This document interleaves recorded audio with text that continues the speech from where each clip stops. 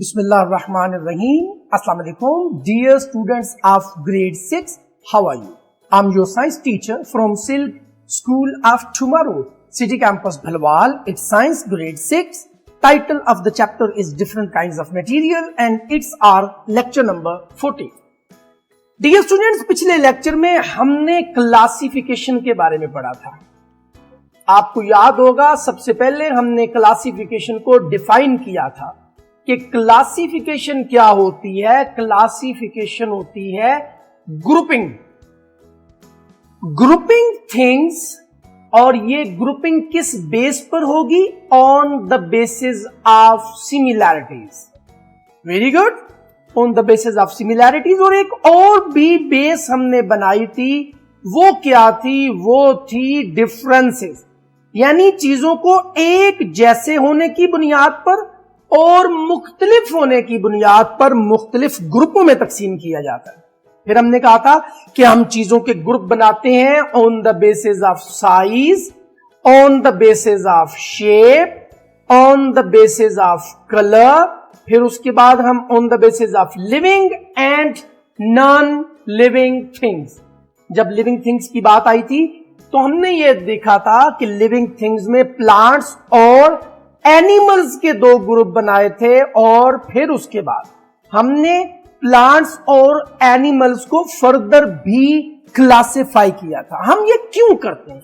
Why classification? Because classification help us to understand the material around us.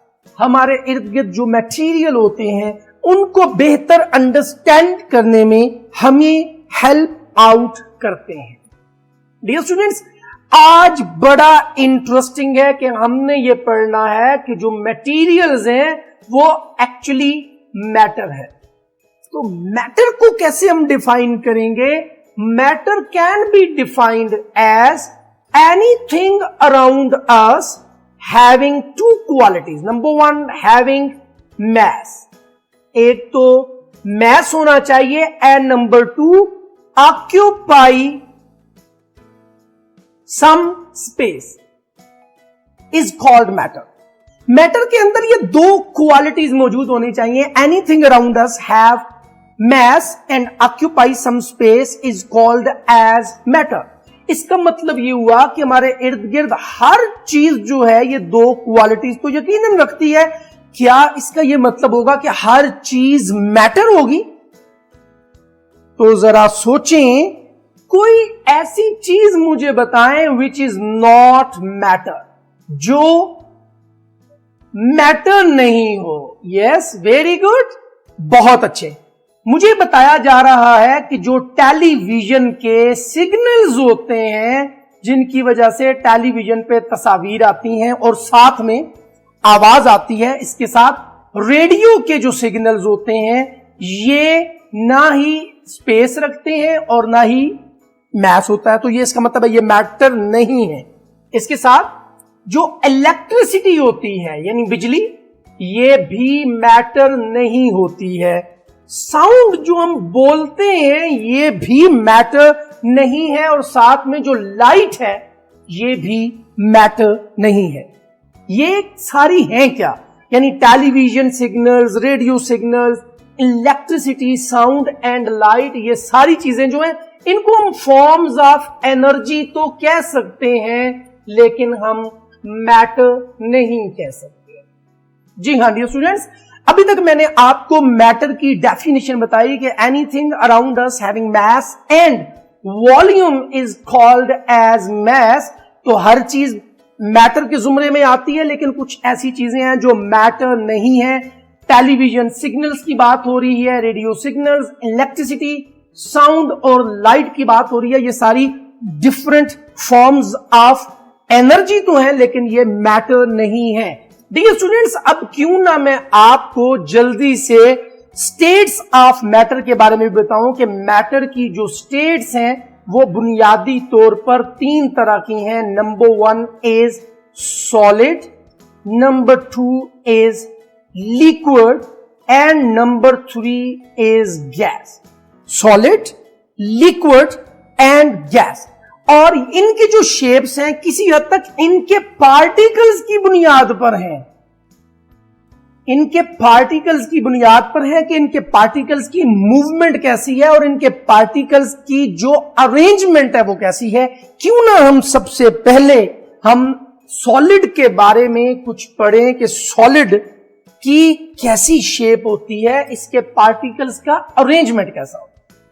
Dear students, ये आपके सामने solid material मौजूद है और आप देख सकते हैं कि ये छोटे छोटे जो मॉलिक्यूल्स पर मुश्तमिल है, यानी solid actually consist of molecules.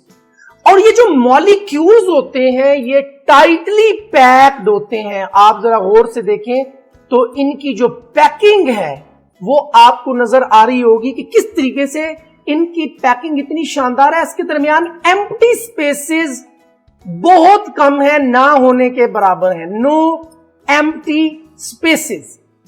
Solid consists of molecule. Their molecules are tightly packed. They have no empty spaces between them. तो सॉलिड में दो क्वालिटीज होती हैं। नंबर वन, सॉलिड के अंदर पहली जो क्वालिटी होती है वो ये होती है कि solid have fixed shape.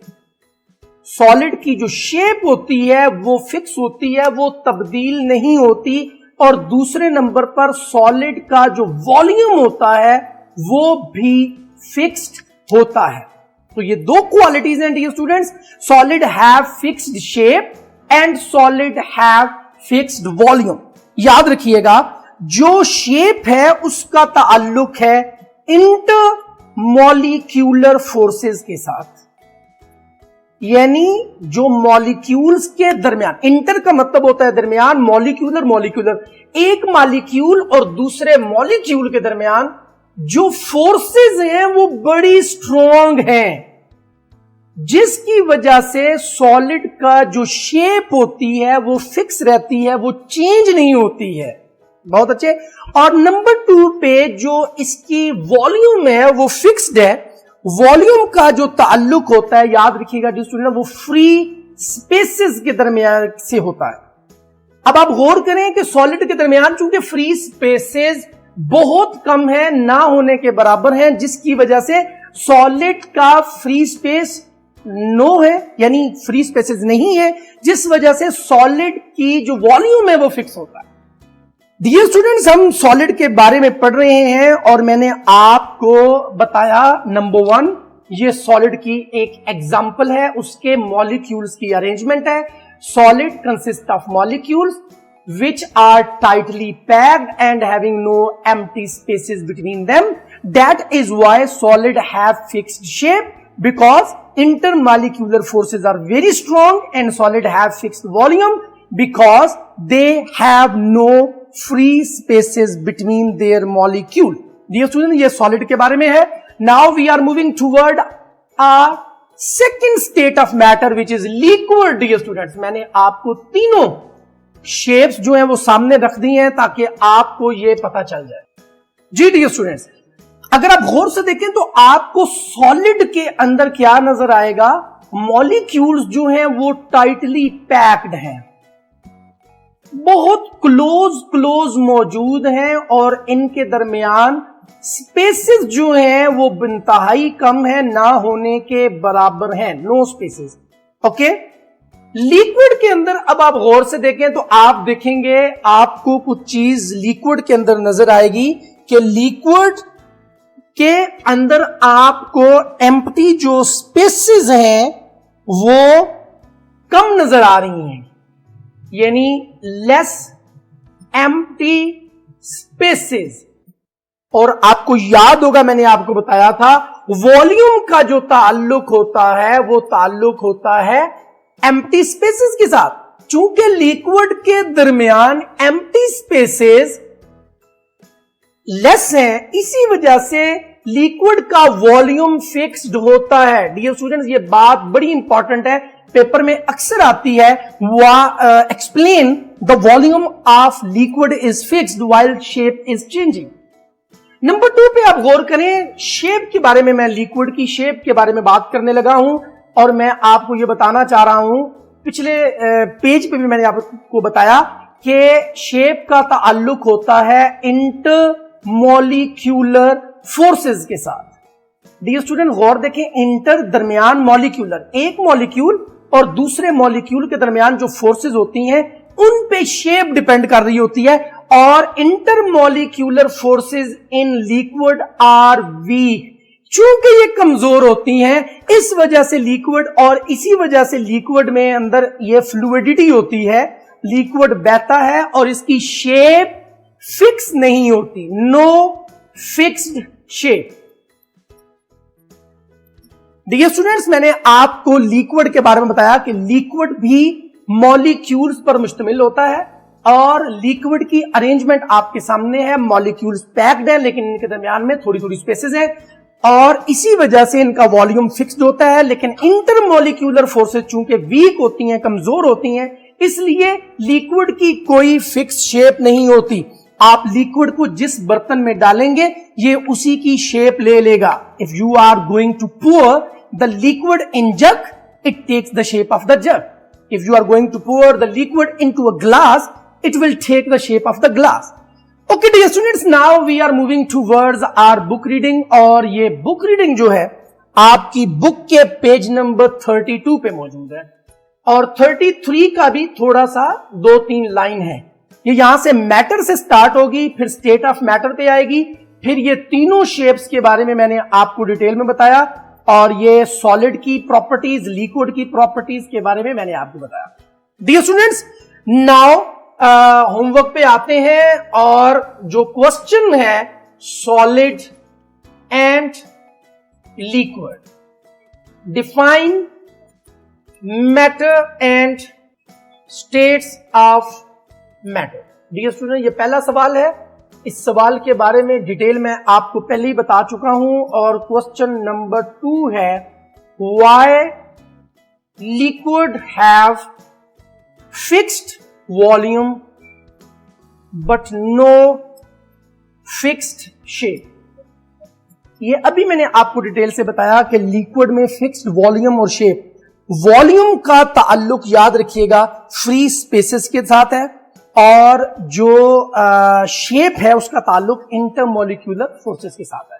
Dear students, thank you very much. That is all about today's lecture. Now what you have to do, you have to share this information with your parents and friends. Assalamu alaikum.